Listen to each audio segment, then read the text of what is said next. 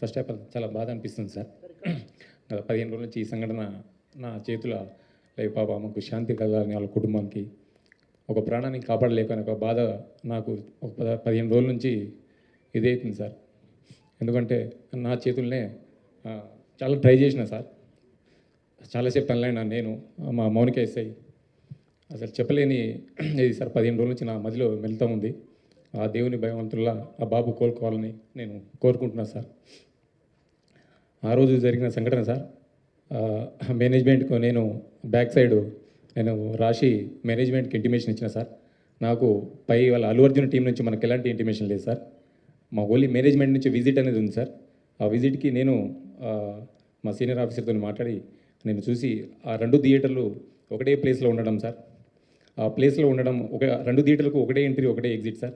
35 and 70 mm అది possible కాదానికి అదే paper copy to ఎస్హెచ్ఓకి ఒకటి వచ్చింది సార్. దాని బ్యాక్ సైడ్ నేనే నా స్వయాన రైట్ ముందు రాసి మేనేజ్మెంట్కి తెలిపిన సార్. వాళ్ళ అల్లు అర్జున్ టీంకు కాంటాక్ట్ మాకు లేదు సార్. సో మేనేజ్మెంట్ వాళ్ళకి ఇంటిమేషన్ చేయాలి సార్ అది.